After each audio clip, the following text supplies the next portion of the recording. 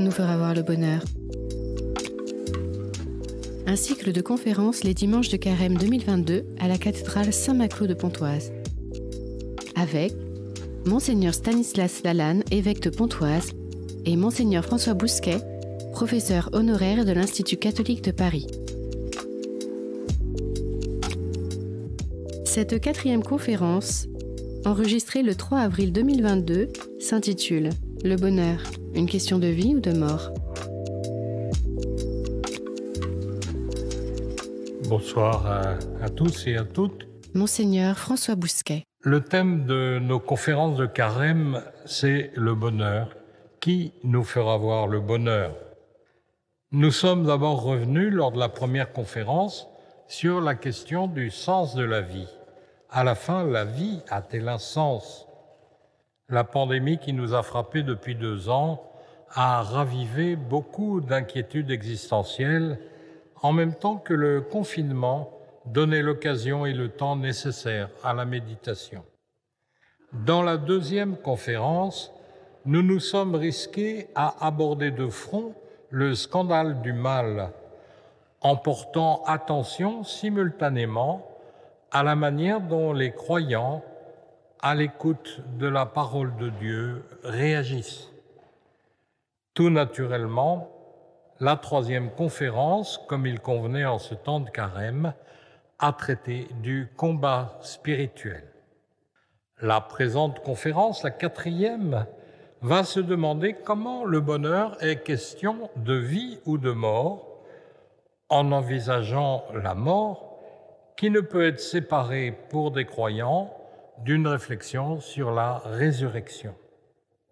Ce n'est pas seulement en raison du moment que nous vivons que nous abordons ce thème. La pandémie, en effet, a réactivé le souci de la mort, bien plus la peur de la mort, surtout quand elle frappait des proches, ce que les périodes de divertissement avaient estompé. On voit bien comment la culture contemporaine, à travers la publicité par exemple, s'efforce de nous faire oublier le vieillissement et la mort, et comment les tentatives actuelles de réaliser, entre guillemets, l'homme augmenté, poursuivent l'utopie d'une longévité qui veut ignorer nos limites. Mais pour quel bénéfice réel et à quel prix? C'est bien parce que le mystère de la mort et de la résurrection du Seigneur est au cœur de la foi, dans le combat où se joue notre propre existence de baptisés, appelés à devenir témoins de l'espérance dans le monde de ce temps que nous abordons ce thème. Gardant la même méthode de parler à 2 voix, en un premier moment, nous regarderons la mort en face. Le second moment sera consacré à la résurrection. Et en un dernier moment, nous en tirerons les conséquences. Croire au ressuscité, qu'est-ce que cela change? Ainsi donc, premier moment, envisager la mort en face. Vouloir regarder la mort en face, c'est d'abord réfléchir à un premier point, à savoir que la mort est culturellement et religieusement située. Puis nous pourrons, avec la distance qui permet de ne pas en rester à l'aphasie ou à la sidération qui sont les nôtres, quand la mort frappe au plus près de nous, nous pourrons faire porter notre attention sur la mort vécue, si l'on peut dire, sur le ressenti. Cela nous fera distinguer la mort biologique et la mort qu'il faut craindre, comme dit Jésus, celle qui empêche la vie avec Dieu. Enfin, en écoutant saint Paul, nous verrons comment, pour lui, le baptême, ou plutôt la condition de baptiser, inverse notre perception première. Baptisés, nous n'allons plus de la vie à la mort, mais de la mort à la vie. Ainsi, premier point, la mort culturellement et religieusement située. Le comportement envers la mort marque la sortie de l'animalité et signale la première différenciation de l'être humain comme être spirituel. L'animal s'écarte du corps de son congénère qui est mort et passe son chemin.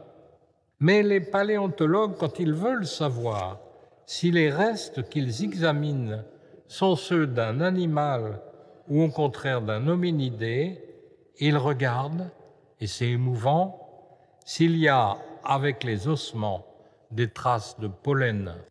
Si oui, l'humanité vient d'apparaître, car sur le corps ont été déposées des fleurs, humble témoignage de la croyance que le voyage ne s'arrête pas là. D'où on peut en déduire aussi que le jour où à la Toussaint on cessera de fleurir les tombes, c'est que ce sera la fin du monde, avec ce sentiment qu'il n'y a que le néant. Nous devons prendre conscience aussi que ce qui entoure la mort et les rituels qui l'accompagnent sont d'une grande diversité, d'une culture à l'autre, mais aussi d'une époque à l'autre, à l'intérieur d'une même culture. L'être humain, comme être spirituel, est d'une telle richesse que ce qu'il exprime se déploie avec une grande et belle diversité, au-delà des constantes dans les croyances. Notre diocèse, avec la diversité de ses populations, pourrait représenter un monde à lui tout seul. En fréquentant nos voisins, nous gagnons à connaître leurs coutumes d'origine. En islam, par exemple, l'enterrement se fait très rapidement, souvent dans la journée même de la mort. Et c'est dû en partie aux contraintes d'un climat très chaud où il ne faut pas attendre. Au Québec, autrefois, au contraire, puisque j'ai connu le Québec, on attendait le dégel à la fin de l'hiver pour pouvoir creuser la terre. Mais les plus grandes variations sont symboliques. En Inde, c'est le fils aîné qui doit frapper le crâne de son parent pour que l'âme rejoigne le ciel et surtout le dieu du feu, Agni, la crémation étant le rite habituel si l'on habite loin du Gange. La coutume de la crémation qui arrive chez nous prend sa source dans la coutume romaine, elle-même indo-européenne. En Asie, Asie indienne ou Asie chinoise, il y a de grandes variations. En Chine, la Chine fascinée par la longévité, les rites semblent vouloir prolonger la vie du défunt. Je l'ai vu moi-même. C'est-à-dire, on fait des offrandes avec ce qu'il aimait, paquets de cigarettes ou bières entamées, et on brûle des simili-billets de banque. Dans l'Asie indienne, l'Asie du Sud-Est, c'est la croyance en la transmigration des âmes qui commande les rituels. Dans les cultures traditionnelles africaines, où la valeur sacrée fondamentale est la vie, les rites sont assez longs et complexes, mais l'essentiel est que le mort parvienne au pays des ancêtres sans en revenir. À Madagascar est pratiqué au bout d'un an un rite de retournement des morts, c'est-à-dire de leurs ossements, qui rassemble toute la famille ou le clan, occasionnant de lourdes dépenses.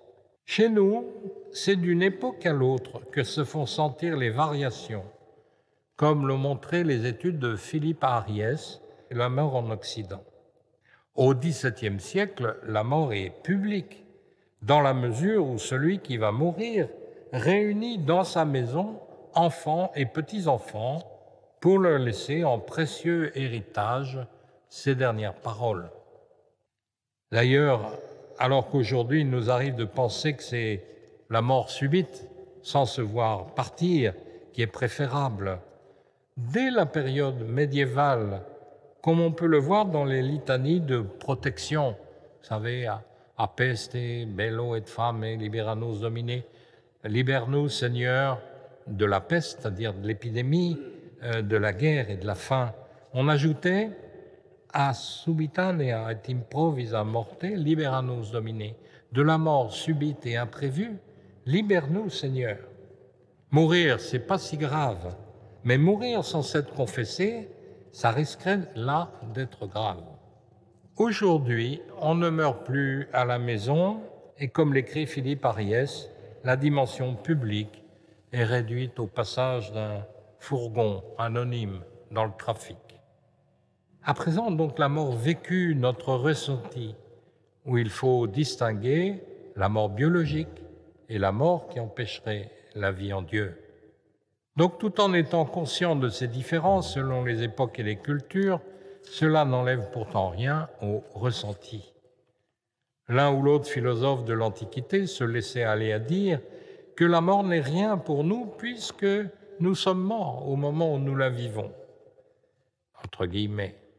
Mais c'est un sophisme, car d'une part demeure l'angoisse quand nous voyons la mort s'annoncer pour nous, et d'autre part, la mort peut-être la plus ressentie est la mort de l'autre qui nous est proche. C'est toujours un choc, même pour une mort prévue et attendue. Les pleurs des petits-enfants lors des obsèques de leur grand-père ou de leur grand-mère sont quelque chose de terriblement émouvant. Jésus lui-même a vécu ce déchirement. Après la mort de son ami Lazare, Jésus pleura, est-il écrit. Sur quoi les Juifs dirent « Voyez comme il l'aimait ». Quand la mort est perçue comme faisant partie du processus naturel des cycles de la vie, le vécu est moins dramatique. Rassasié de jour, il fut réuni à ses pairs, comme dit la sagesse. La suite des saisons, la succession des générations renvoie à notre condition ordinaire, issue de l'animalité, quand bien même elle la transcende. La mort biologique est un élément de notre appartenance à la terre, notre corps d'origine, si bien que le plus difficile est plutôt le vieillissement, l'affaiblissement de nos facultés et des forces dont nous disposons. Les cultures occidentales contemporaines étant devenues excessivement individualistes, la mort de l'individu semble la mort de tout. Cela fait oublier une pensée encourageante d'un théologien au XIIIe siècle comme saint Thomas d'Aquin. Ce dernier explique que Dieu a disposé deux bienfaits pour orienter l'être humain vers l'éternité. D'une part, la succession des générations, d'autre part, le don qu'il lui a fait de la raison et des mains, afin de pouvoir inventer à l'infini des solutions aux problèmes que la vie et le monde lui poseraient. Pour que la succession des générations soit pleinement vécue comme chemin d'éternité, il convient d'accepter d'être un ou une parmi d'autres, non seulement dans l'espace, mais dans le temps, et sans doute d'apprendre à vivre le vieillissement, bien la première enfance, comme des saisons où nous avons encore plus besoin les uns des autres, avec cette sagesse qui sait que toutes les saisons sont belles, à condition de ne pas les vivre en rêvant des autres. Le rêve de longévité sans mesure est une tentation que ne peuvent avoir que ceux qui pensent leur vie comme celle d'individus solitaires. Mais alors, quoi faire de cette prolongation? Est-ce que c'est cela, l'humanité augmentée? En revanche, on voit bien ce cas de scandaleux, la mort imprévue ou anticipée, ou simplement sans signification, quand elle arrive sur des destins qui non seulement vont en souffrir, mais resteront inaccomplis ou brisés, que ce soit par un accident stupide. Mais y a-t-il des accidents qui ne soient pas stupides quand on aurait pu les éviter? Par maladie, tandis que la médecine, qui a fait des progrès prodigieux, reste encore trop souvent impuissante, ou encore par suite de guerres qui ravagent des pays entiers. On comprend l'émotion que soulèvent les images qui nous parviennent quotidiennement de la guerre d'Ukraine. Les débats sur la fin de vie sont aujourd'hui très aigus et la complexité des situations fait que les jugements ne sont pas faciles à éclairer. L'interdiction de donner la mort est un repère absolu. Et face à la souffrance, les soins palliatifs sont indispensables. Mais comment évalue-t-on ce qui est digne ou indigne dans la mort lorsque l'on réclame la dignité pour la fin de la vie? Avec les problèmes de la fin de vie, on est aux frontières aussi de la question du suicide qu'aucune réflexion ne peut éviter. la décision de la mort volontaire est toujours un drame, non seulement pour la personne qui pense n'avoir plus de raison de vivre, mais pour les proches et l'entourage, car ils ne pourront s'empêcher de se demander avec angoisse ce qu'ils n'ont pas vu, ce qu'ils n'ont pas su faire, comment les choses auraient pu tourner autrement. Au fond, la mort concentre les enjeux de la vie, oblige à réfléchir aux fondamentaux, c'est-à-dire à nos raisons de vivre, et c'est toujours très concret, au creux même de la réalité physique, mais aussi des relations interpersonnelles. C'est pourquoi une dernière remarque n'est peut-être pas inutile pour nous rendre attentifs aujourd'hui, à cause des moyens de communication qui sont les nôtres. Nous devons, en particulier pour ce qui concerne la mort, si souvent représentée comme la violence d'ailleurs, rester vigilants sur la frontière entre le virtuel et le réel. Il y a des représentations de la mort, pas seulement dans les films d'horreur, mais aussi dans les jeux vidéo, qui risquent de faire perdre le sentiment de l'intensité dramatique de la mort dans la réalité. La mort de l'autre n'est pas un jeu.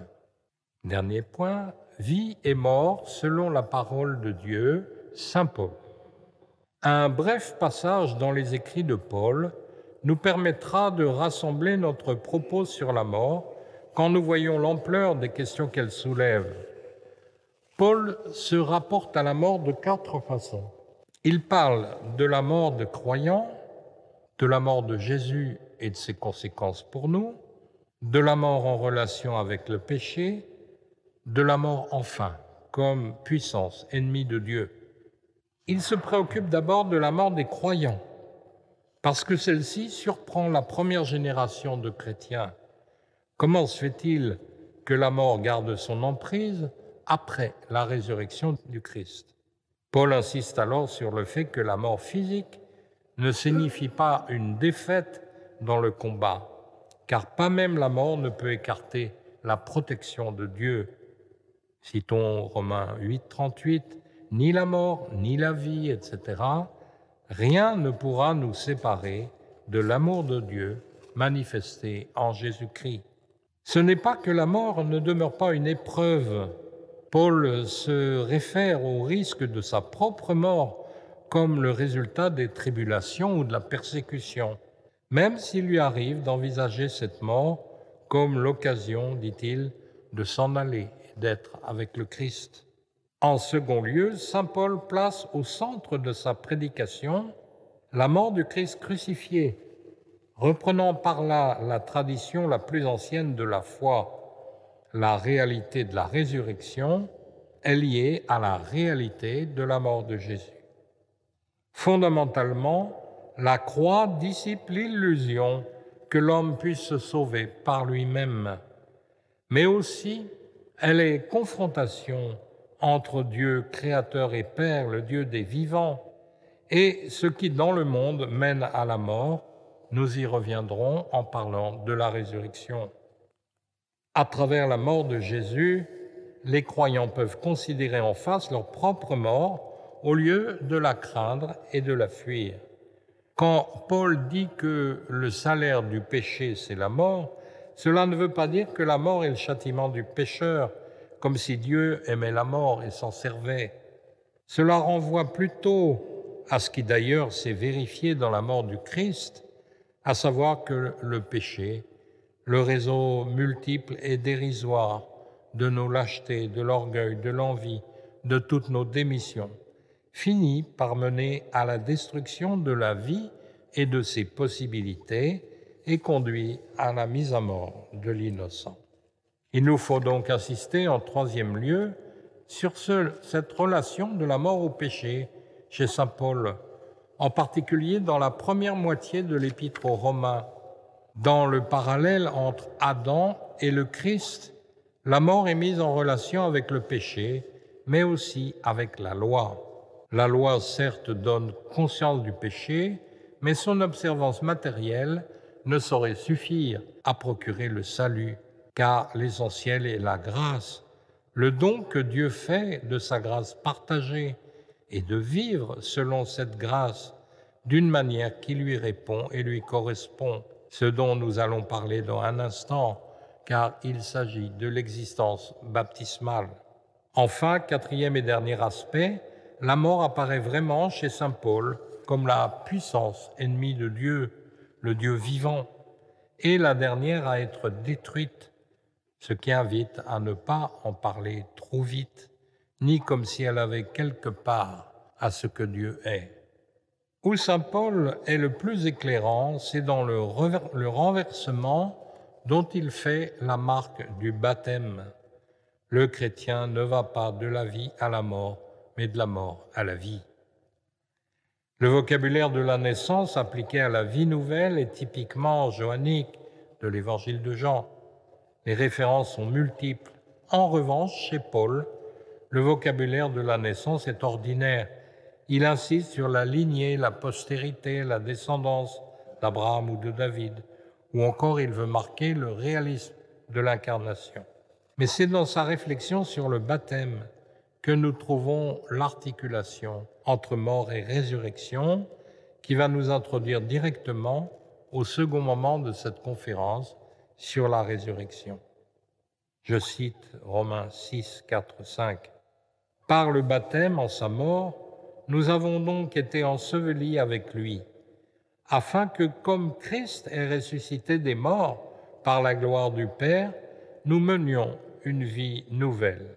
Car si nous avons été totalement unis, assimilés à sa mort, nous le serons aussi à sa résurrection. » Au fond, la mort du Christ en croix supprime tout ce qui a trait au péché, le péché qui conduit à la mort, non seulement la mort physique, mais l'absence de la vie de Dieu, de la vie éternelle.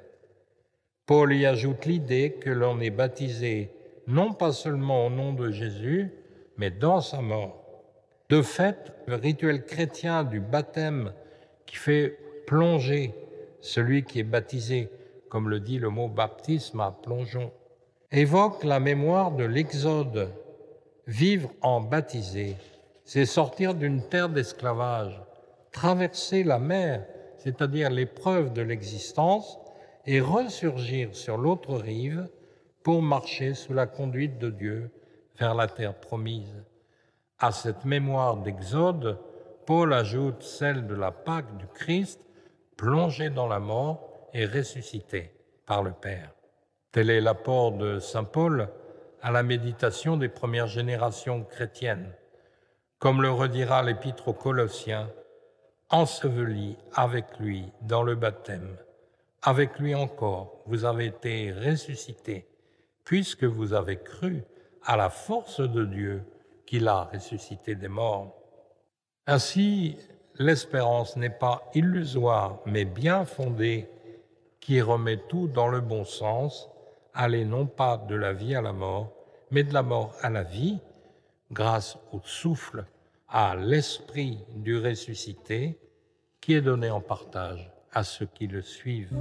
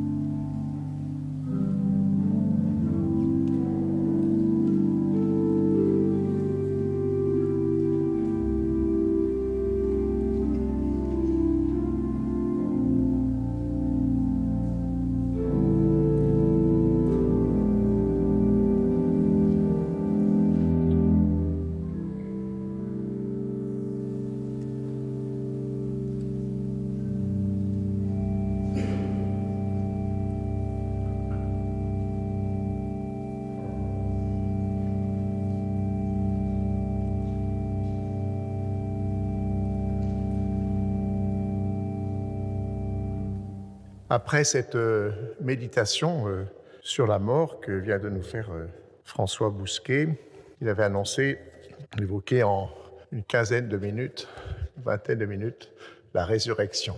Monseigneur Stanislas Lalanne. Et tout d'abord, peut-être la nouveauté de la résurrection et ce qu'elle n'est pas. Je crois que pour une meilleure compréhension de la résurrection, il faut d'abord comme déblayer des approches qui ne mènent à rien ou qui induisent en erreur. Ou dit autrement, la résurrection n'est pas une réanimation de la chair. Un enfant demandait un jour « Est-ce que Lazare, il est remort ?» Le mot est joli et la réponse est oui. Quand Jésus, avant sa mort, ramène à la vie Lazare ou le fils de la veuve de Naïm, ce n'est pas du même ordre que sa propre résurrection, bien sûr. Il s'agit alors que lui-même, qui va être crucifié, il s'agit de signifier que son Père lui a fait partager sa puissance de donner la vie. Mais il faudra que la mort sur la croix ait réellement eu lieu pour que, après la Pâque de Jésus, tout homme puisse bénéficier du don que Dieu fait en renversant ainsi définitivement la mort, en pardonnant aussi et en invitant à vivre de son esprit, de son amour qu'il a montré en Jésus. Saint Paul a eu beaucoup de difficultés, on évoquait Saint Paul tout à l'heure, a eu beaucoup de difficultés à expliquer aux Athéniens réunis sur l'Agora qu'il ne s'agissait pas seulement de l'immortalité de l'âme. À l'époque, on l'aurait cru facilement, car c'était le concept disponible dans la culture grecque. Il y avait le monde de la chair et des corps, c'est-à-dire le monde de la corruption, ce qui peut inspirer l'horreur, et il y a le monde de l'âme qui bénéficie de l'immortalité propre à l'esprit. Et Paul doit d'abord dissiper une confusion, car ses auditeurs étaient à l'affût de nouvelles divinités orientales, et ils se méprennent lorsque Paul parle d'anastasie, c'est le mot grec qui signifie relèvement. Mais dès que Paul parle de résurrection du corps et non pas seulement d'immortalité de l'âme, ses auditeurs s'en vont en riant et en ricanant. Nous t'entendrons là-dessus une autre fois dans les Actes des Apôtres. Il faudra des siècles d'évangélisation de cette belle culture grecque jusque dans ses fondations pour que le concept lui devienne disponible. Aujourd'hui encore, dans les mentalités, Dieu est plus grand comme esprit ou comme verbe que comme verbe incarné. Et l'idée que l'accès à Dieu passe par le corps de Jésus demande encore à être apprivoisée, vous le savez bien. En somme, la résurrection de Jésus n'est pas une simple continuation, mais une véritable nouveauté, l'ouverture à une autre dimension. Et si elle arrive dans le temps, dans notre propre histoire, il y a là infiniment plus que notre histoire.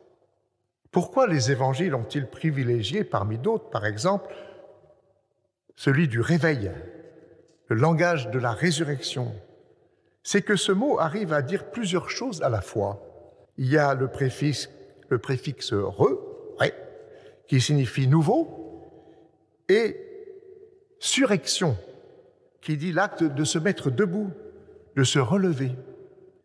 Ça permet d'exprimer pour nous, qui ne pouvons pas penser les choses qu'à l'intérieur de l'espace et du temps, le continu et le discontinu dans la résurrection. Et cela permet de mettre en valeur le fait que c'est bien Jésus transfiguré, mais qu'il se produit du neuf pour lui, mais aussi pour nous. Il s'agit toujours bien et encore de l'humanité, la sienne et la nôtre, mais relevée par l'action de Dieu. Le préfixe « re » montre qu'il y a avant et après la mort, et « surrection » montre le passage de bas en haut pour l'homme créé, pour être à la fin debout, libre, guéri et vivant, les yeux tournés vers le ciel et l'horizon. Oui, ce que la résurrection est et ce qu'elle n'est pas. Dans un deuxième temps que j'ai intitulé « Ressuscité et ressuscité pour nous ». Car si Jésus est ressuscité pour lui-même, c'est aussi pour nous qu'il est ressuscité. Nous le verrons plus en détail au troisième moment, en nous demandant ce que ça change que de croire au ressuscité. Mais dès à présent, nous pouvons déployer quelques conséquences de cet événement. Ces conséquences, pour Jésus, sont doubles. D'abord, sa manière de vivre et de mourir qui, aux yeux des hommes, a mené à un échec, est manifestée comme le chemin qui mène à la vie sans fin. Et elle est confirmée comme le signe de l'amour de Dieu et non d'une malédiction. Et par ailleurs, mais la première génération chrétienne devra prendre le temps de le réaliser et de trouver les mots pour le dire, c'est à partir de la résurrection que l'on pourra reconnaître en Jésus le Messie, le Fils de Dieu, le Sauveur, le visage humain de Dieu lui-même. Et pour nous, les conséquences de la bonne nouvelle, de l'Évangile, de la résurrection de Jésus, n'ont pas encore fini de s'accomplir. N'ayant pas traversé nous-mêmes la mort, nous n'en réalisons pas encore tous les faits. Déjà pourtant, de même que Jésus est mort en pardonnant, sa résurrection par le Père est pardon de Dieu. Devant ces hommes qui tuent et qui tuent des innocents, et dans la mort de Jésus, Dieu lui-même s'identifie à eux, que va donc faire Dieu? Décidément, pourrait penser Dieu, je le cite, « Il n'y a rien à faire avec ce monde et ces hommes. On efface tout et on recommence à zéro. » Or, ce n'est justement pas ce qui se passe. En fait, le Père redonne vie au Fils, mais en son humanité. Et ce point est absolument décisif. Si le Fils revenait à son Père en laissant à la mort son humanité, cela signifierait tout simplement que Dieu s'est définitivement détourné des hommes. Mais non, il se fait reconnaître comme vivant, certes, mais toujours lié à son humanité, à notre condition qu'il a assumée jusqu'au bout et qui est maintenant transfigurée. Pensez à ces récits de résurrection avec Thomas et les stigmates. Les témoins en tirent aussitôt les conséquences. Nous voilà sauvés. Dieu pardonne et nous aime envers et contre tout. Ce que la croix disait déjà est confirmé ici. L'abîme de l'amour de Dieu pour les hommes est plus profond encore que celui du péché, de la haine et du meurtre. C'est Barbara, cette jeune femme catéchumène de 36 ans qui témoigne, je la cite. « Depuis le début de mon cheminement, je me sens plus apaisée, plus joyeuse. La lecture de la parole me fait prendre conscience de ce que je faisais de mal. Elle me permet de mieux connaître Jésus-Christ. Et ma foi en Christ éclaire ma vie d'aujourd'hui parce qu'elle lui donne un autre sens. C'est une vraie résurrection. Avant, j'étais nerveuse. Je réglais mes problèmes par les disputes et la violence. Depuis que j'ai frappé à la porte de Dieu, je suis différente. La noirceur des pensées et des désirs anciens disparaît peu à peu. J'arrive à contrôler ma nervosité, je n'ai plus peur, et même avant de faire quelque chose, je réfléchis et je demande à Dieu de m'aider à faire le bon choix. » Fin de citation. Aussi, comme pour Barbara, les peurs commencent-elles à tomber pour les disciples. Et définitivement, quand est envoyé l'esprit de Pentecôte, le souffle de Dieu et de son Fils qui transforme les cœurs.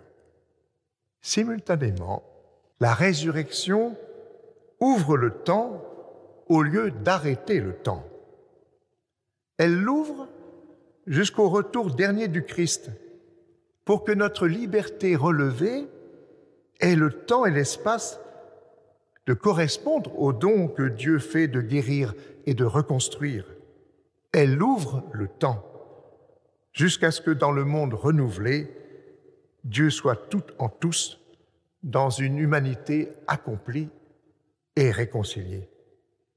Dans la première lettre de Saint Jean que j'aime beaucoup, au chapitre 3, Nous savons que nous sommes passés de la mort dans la vie, souvenez-vous de ce qu'a dit le Père François Bousquet, puisque nous aimons nos frères.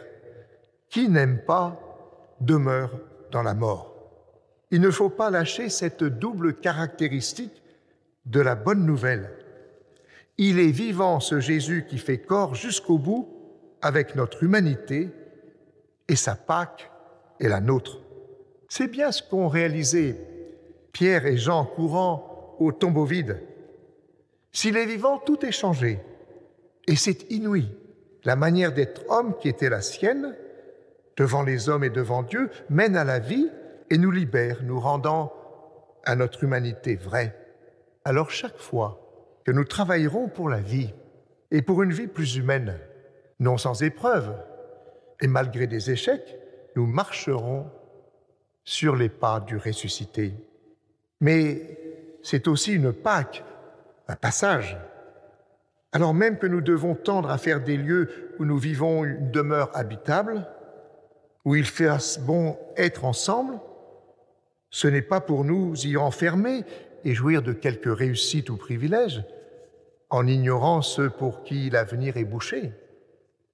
Quelque chose de l'ouverture, de la mise en route vers le large, qu'est la Pâque, doit s'inscrire visiblement dans notre effort pour que ces lieux où nous travaillons ne soient pas marqués par une compétition individualiste généralisée, mais soient ouvertes à tous. La résurrection du Christ ne prescrit pas des solutions toutes faites,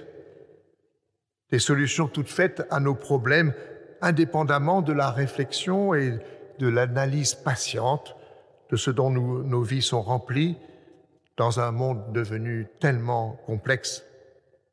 En revanche, la résurrection du Christ donne du souffle. C'est même le souffle, l'esprit de Pentecôte, pour s'atteler ensemble à rendre comme carrossable quelques chemins, renverser quelques murs, bâtir quelques ponts et, si possible, dégager un peu l'horizon. Mon troisième et dernier point, je l'ai intitulé « Il est vivant, il est Seigneur, il nous appelle à vivre ».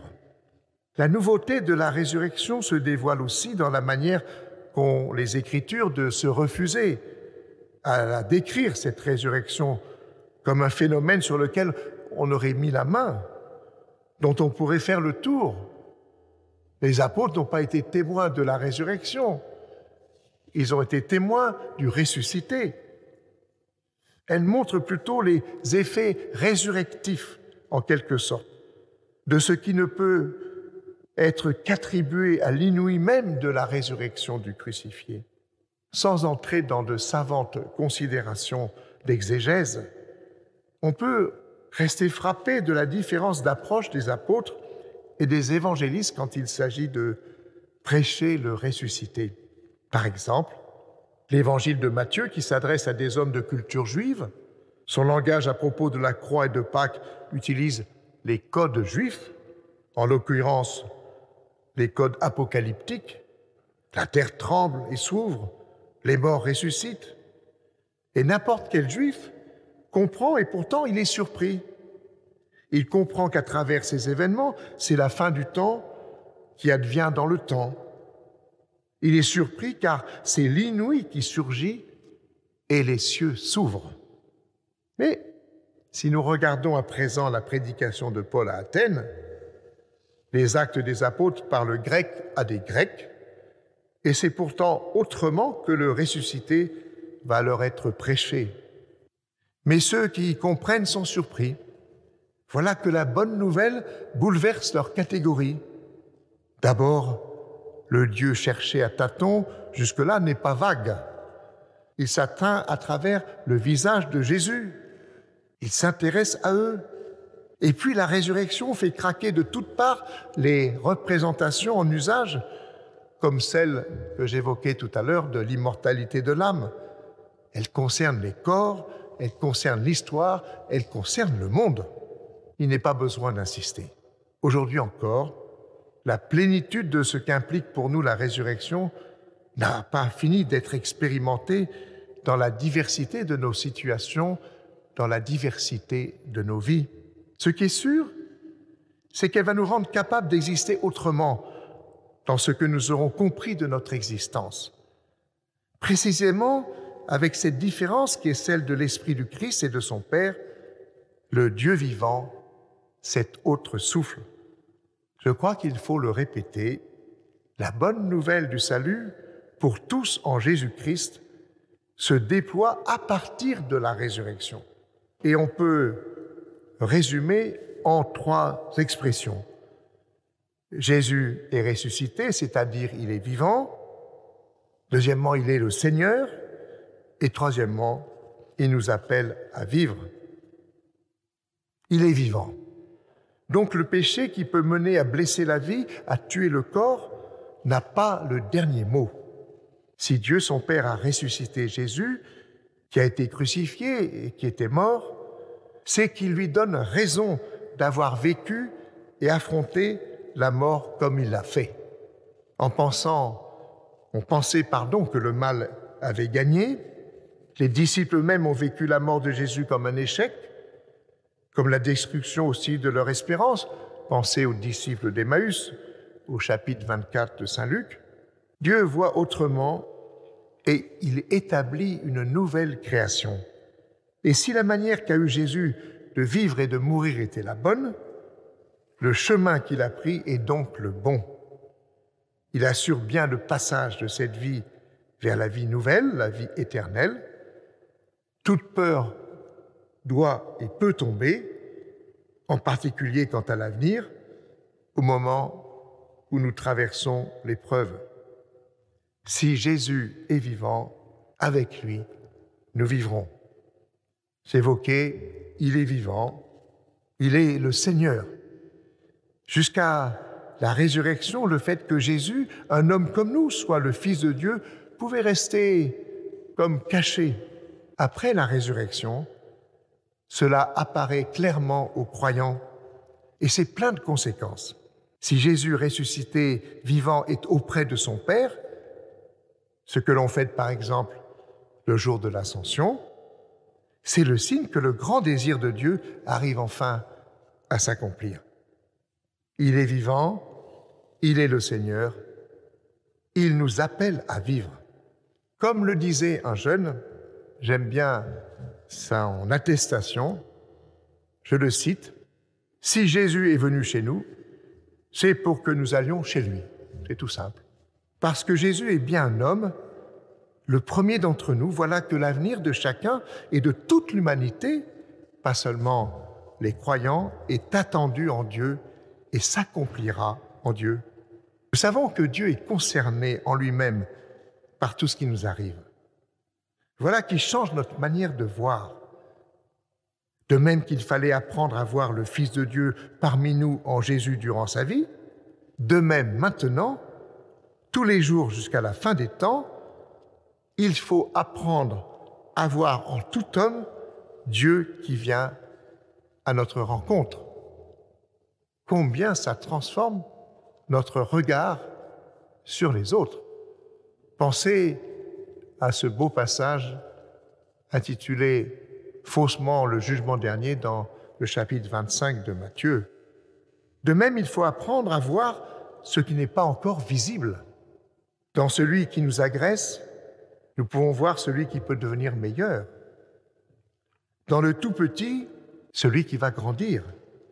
Dans le vieillard, celui pour qui l'avenir n'est pas terminé.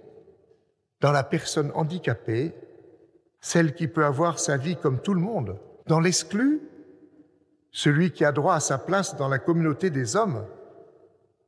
En nous-mêmes, celui que Dieu appelle à un horizon toujours plus large, à une fraternité et un don de soi toujours plus ouvert. Jésus est Seigneur parce qu'il est ressuscité. Nous recevons de pouvoir vivre selon cet esprit d'amour qu'il partage avec son Père et qui multiplie la vie. Dans le troisième moment que nous allons donner à deux voix. Nous tâcherons de répondre à cette question, ou du moins à donner quelques jalons. Qu'est-ce que ça change de croire au ressuscité? Mais nous allons entendre maintenant Mors et Resurrectio, 3 paraphrases grégoriennes qui datent de 1933 d'un compositeur, d'un organiste bien connu qui s'appelait Jean Langlais.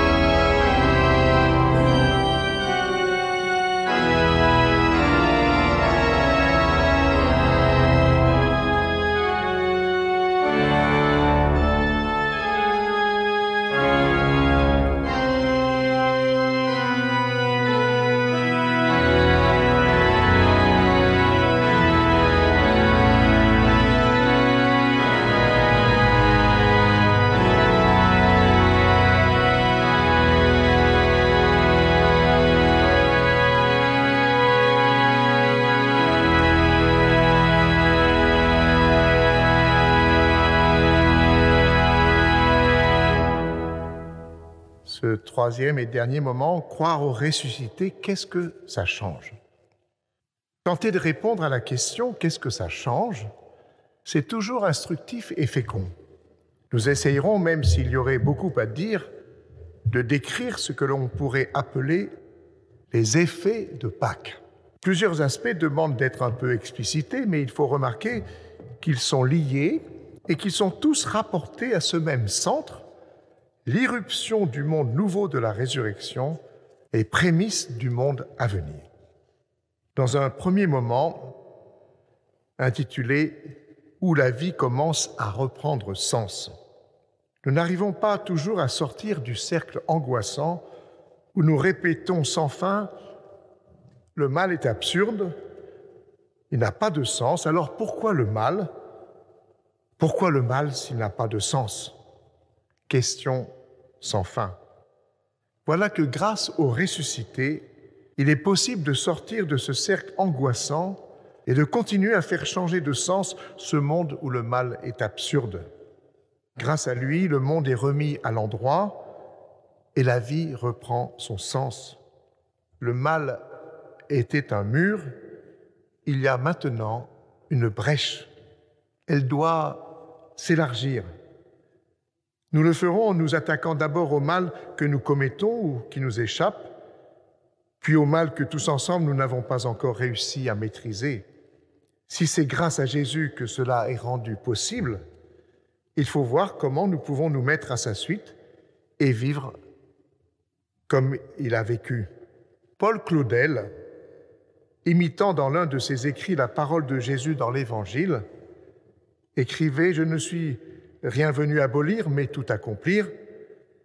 Il lui fait dire « Je ne suis rien venu résoudre, mais tout remplir ». Ce qui est vrai, si l'on comprend bien cette expression, je ne suis rien venu résoudre, elle ne signifie pas que Jésus n'est rien venu changer, mais que ces changements, il ne les fera pas sans notre liberté réelle, ni notre capacité de transformer la vie telle qu'elle est. Alexandre, qui sera aussi baptisé, me l'a partagé avec force. Je lui laisse la parole. Quittant petit à petit cette carapace que la vie m'avait imposée, je décidai de laisser entrer dans ma vie les paroles de l'Évangile. Je laissai alors la lumière pénétrer dans cet endroit qui me fait tant souffrir et l'espoir faire battre ce cœur à nouveau. Ainsi, je décidai d'accepter de vivre et de réagir différemment vis-à-vis des autres et de moi-même, d'accepter la vérité même si elle me faisait souffrir. Lâcher tout, arrêter de vouloir tout contrôler, s'abandonner dans la confiance pour l'avenir. Accepter d'être ce que je suis et de me voir changer. Accepter d'évoluer vers quelqu'un de nouveau. Traverser le grand désert de ma vie avec ces nouvelles personnes rencontrées, éclairées par les mêmes commandements donnés par ce berger qui est venu en notre monde accomplir la volonté de celui qui l'a envoyé. J'ai pris la décision de suivre le Christ, de lui faire confiance et d'être son disciple. Il est bon d'entendre la parole, j'allais dire, des nouvelles pousses dans la foi, des catéchumènes, des néophytes, des confirmants. Oui, comme l'exprime si bien Alexandre, c'est librement et volontairement que nous choisissons le bien, que nous choisissons la vie. Jésus ne nous laisse pas rêver que cela pourrait se faire magiquement. Le Christ n'est pas venu nous transporter dans l'illusion d'un monde où nous n'aurions plus à agir contre le mal. Il y a un combat, nous l'avons évoqué ensemble, il y a un travail.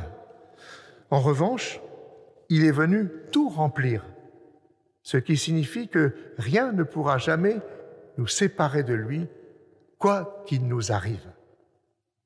Ce qui signifie qu'avec lui, j'allais dire à travers toutes les saisons de nos existences, les mauvaises comme les bonnes, notre espérance est fondée et solide, nous y reviendrons dimanche prochain. Cela signifie que l'absurde, clairement dénoncé comme absurde, en particulier La souffrance de l'innocent et l'injustice entre les hommes n'est pas destinée à durer toujours. Cela signifie que cet absurde finira par être renversé pour laisser venir à nous le monde nouveau qui déjà commence.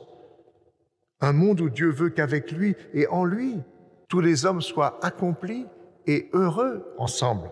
Oui, avec la résurrection du crucifié, nous pouvons dire que nous avons maintenant une autre mémoire de l'avenir.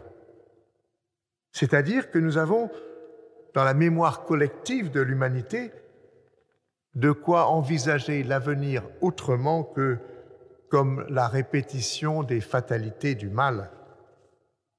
J'évoquais où la vie recommence à reprendre sens. Un deuxième changement, c'est pardon, réconciliation et tomber des peurs. Il y a en effet un aspect de la résurrection qui est, à mon avis, pas suffisamment perçu, à savoir qu'elle est pardon. Je l'ai évoqué tout à l'heure de façon brève. La résurrection signifie et accomplit le pardon de Dieu. Et si Jésus meurt en pardonnant, sa résurrection aussi est pardon.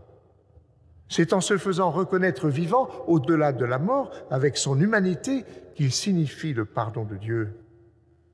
Le Père redonne vie au Fils, mais en son humanité, n'oubliez pas. Et ce point est décisif. Si le Fils revenait à son Père en laissant à la mort son humanité, cela signifierait que Dieu s'est définitivement détourné des hommes. Au contraire, Jésus se fait reconnaître comme vivant, toujours lié à notre humanité, toujours lié à notre condition qu'il a assumée jusqu'au bout et qui est maintenant transfigurée. Les témoins en tirent aussitôt les conséquences. Nous voilà sauvés. Dieu pardonne et nous aime envers et contre tout. Ce que la croix disait déjà se confirme à la résurrection. L'abîme de l'amour de Dieu pour les hommes est plus profond encore que celui du péché, de la haine et du meurtre, je l'évoquais tout à l'heure. Même celui qui met à mort l'innocent, Dieu ne le détruit pas. Il préfère prendre sur lui pour qu'il vive.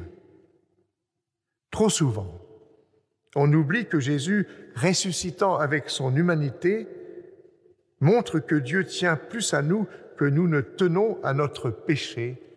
Il pardonne.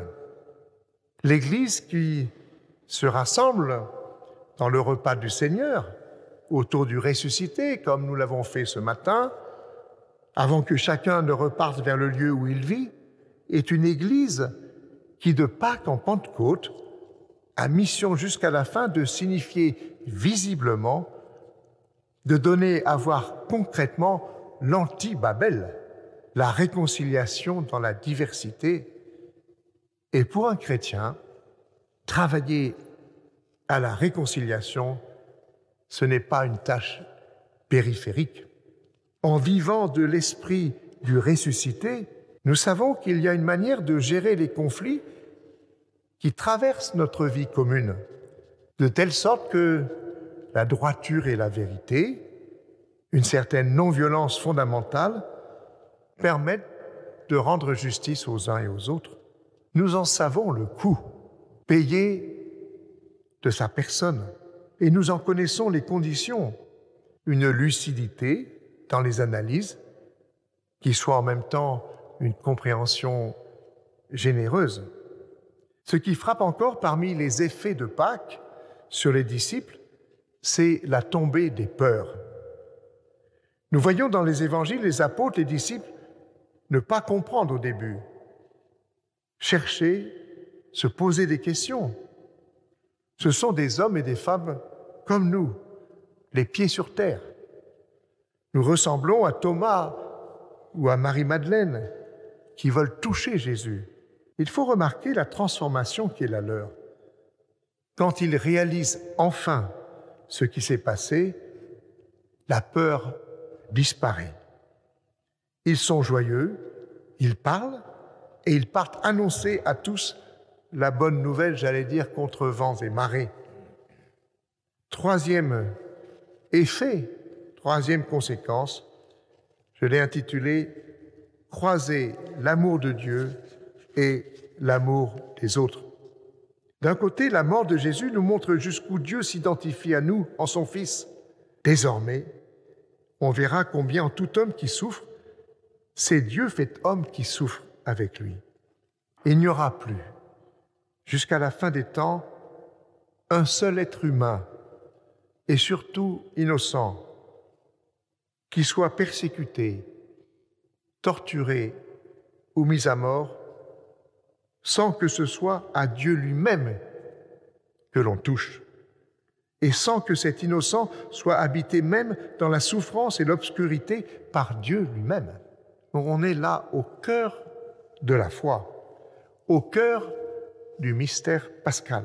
Il n'y aura pas un seul malade sur son lit de douleur, pas un seul handicapé, pas une personne souffrant de dépression, de solitude ou de pauvreté, pas un peuple opprimé, pas un enfant mal aimé, qui ne doit savoir que Dieu est avec lui et en lui pour traverser l'épreuve. C'est proprement inimaginable, c'est totalement inouï, et les mots ici ne servent pas à grand-chose. Ils tombent toujours un peu à côté. Celui qui a visité hôpitaux ou prisons, qui a tenu les mains de vieillards en train de mourir, qui a pleuré un matin avec les parents d'un garçon de 15 ans mort de leucémie, ou des parents qui m'ont raconté hier qu'ils ont découvert leur fille, 24 ans, Anne-Louise, qui s'était donné la mort. Oui, chacun sait bien ce qui compte alors. Un silence où l'on se tient les coudes. Un silence où il faudra attendre un peu avant qu'une prière intense et une prière dépouillée ne montent aux lèvres. D'un côté, donc, nous voyons la profondeur avec laquelle Dieu fait corps avec nous dans la traversée de l'épreuve. Mais d'un autre côté, nous voyons aussi comment nous pouvons nous comporter comme êtres humains. En effet, que dit et que fait Jésus, en particulier en s'adressant à ceux qui le mettent à mort injustement? Il ne cède pas. Il ramène chacun à sa responsabilité et aux exigences de l'amour de Dieu et des autres. Il prononce des paroles simples, droites, vraies, mais surtout à aucun moment il n'en vient à haïr. À aucun moment il n'entre à son tour dans la violence. Il y a deux paroles qui le montrent bien. L'une est adressée à un homme qui le frappe. Si j'ai mal parlé, montre en quoi. Si j'ai bien parlé, pourquoi me frappes-tu? Vous connaissez bien. Et une autre adressée à Dieu son Père. Père, pardonne-leur, car ils ne savent pas ce qu'ils font. C'est d'abord par cette manière d'être face à ceux qui le frappent qu'est brisé le cercle du mal, le cercle du péché. L'amour qui vient de Dieu et qui est vécu par un homme est plus grand que l'injustice. Le pardon est plus grand que la haine. La force même d'accueillir, de supporter, de vouloir échanger avec l'autre est plus puissante que l'enfermement dans la haine et la violence. Le regard qui va au fond des choses et reste exigeant sans jamais condamner, nous sauve de nos indignités. Faisons encore un autre pas. Les premiers chrétiens ont d'abord été repoussés par la croix, instrument de supplice. Il suffit de penser à l'impression que nous fait une photo de guillotine. Et voilà qu'au fil des générations, ils se sont arrêtés au signe de la croix avec sa verticale et son horizontale. Ils l'ont retenu parce qu'il indiquait bien en un même geste les deux dimensions inséparables du sacrifice du Christ. En parlant de sacrifice, on veut dire que Jésus fait de sa mort un acte où il prend sur lui une souffrance injuste pour que tous et ces bourreaux, eux aussi, puissent s'ouvrir à une autre manière de vivre et ce faisant accomplir la volonté de Dieu. Cette volonté de Dieu, ce n'est pas que Jésus meure, mais qu'il aille jusqu'au bout, jusqu'à risquer sa vie en ne répondant pas par la violence à ses bourreaux, ce qui est une manière de les respecter, de les aimer malgré tout, dans leur dignité d'enfants de Dieu. Le signe de la croix, c'est le signe de l'existence chrétienne, parce qu'il ne sépare pas l'amour de Dieu de l'amour des autres, la verticale de l'amour de Dieu de l'horizontale de l'amour des autres, représentée par les bras ouverts de la croix. Je laisse François évoquer en quelques mots ce que croire au ressuscité change dans notre compréhension du corps. 2 points, en effet, sans trop tarder. Le premier, c'est ce que croire au ressuscité change effectivement dans notre compréhension du corps. Quand les chrétiens, dans leur profession de foi, proclament « Nous croyons à la résurrection des morts » ou « Nous croyons à la résurrection de la chair », ils affirment que les êtres humains que nous sommes sont promis à la transfiguration et à l'éternité. C'est corps et âme que nous sommes sauvés. Quand un homme de la Bible dit « chair », il veut dire tout l'homme. Et quand nous disons « corps », nous ne pouvons oublier combien nous sommes à la fois charnels et spirituels. Le corps, d'une part, nous relie, nous permet de communiquer, nous identifie, il nous distingue les uns des autres comme uniques. À partir de là, s'éclairent 2 aspects de la résurrection qui nous est promise à la suite de Jésus-Christ. D'abord, notre vie présente, ce que nous sommes tout entiers, hormis le péché ou nos manques d'amour, ressemble aux matériaux de la vie éternelle. Dès à présent, cette vie qui ne passera pas est déjà commencée. Bien sûr, il nous faut rester attentifs aux images que nous nous faisons du monde à venir. Quand on regarde une petite graine de rien du tout, nous ne pouvons réaliser ce qu'elle va produire. On la plante, elle germe, s'épanouit, fleurit et porte du fruit. Il y a une continuité entre la semence et la plante. Mais quand on regarde une graine inconnue dans le creux de sa main, on peine à imaginer la forme de la plante ou de l'arbre qui en sortira. Mais sans cette graine, rien ne saurait pousser. Chacun et chacune de nous, nous comptons personnellement aux yeux de Dieu. Nous sommes solidaires et uniques en même temps. Cela veut dire que tout homme reste lui-même et relié à tous dans le monde à venir, purifié de ce qui l'empêchait de vivre avec Dieu. Mais rien de ce qui a fait la joie profonde et les liens d'amour en nos vies ne saurait se perdre.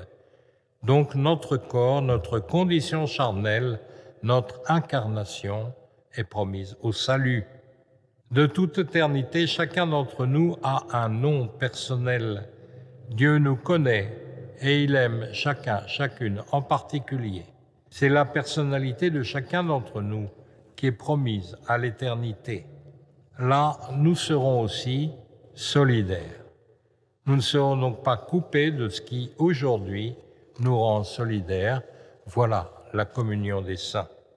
Enfin, un dernier point, ce que croire au ressuscité change dans notre approche de la vie trinitaire. La résurrection ne se limite pas à la fête de Pâques.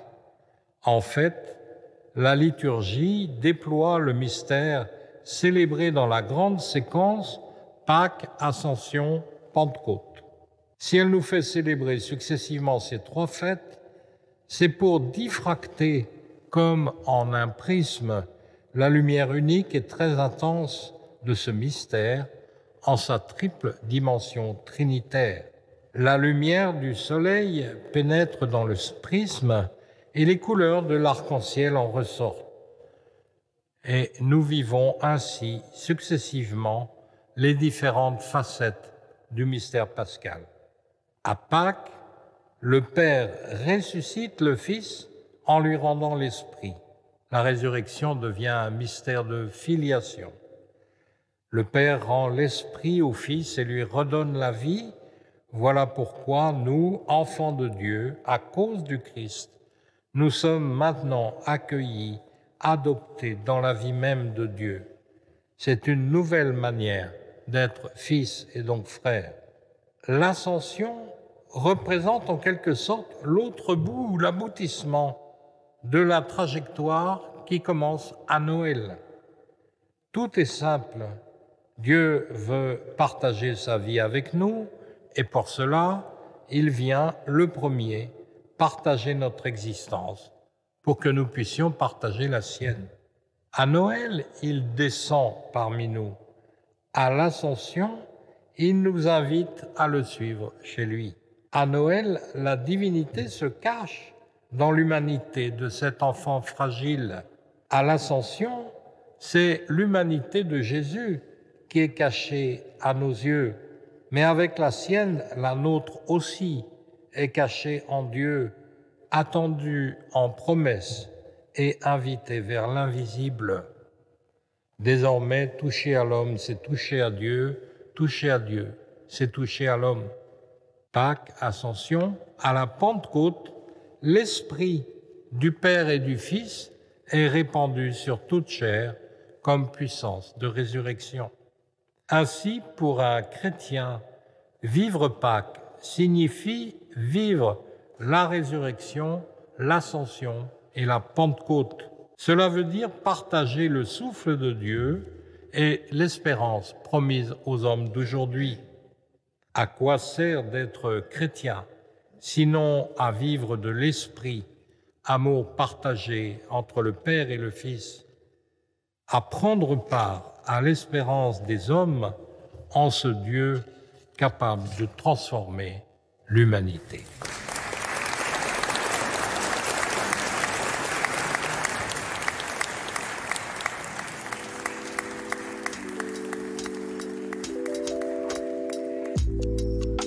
C'était les conférences de Carême 2022, enregistrées à la cathédrale de Pontoise.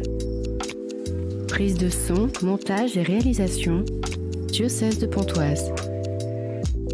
Retrouvez toutes les conférences de Carême du diocèse de Pontoise sur votre plateforme de podcast favorite ou sur le site internet du diocèse de Pontoise, catholique95.fr.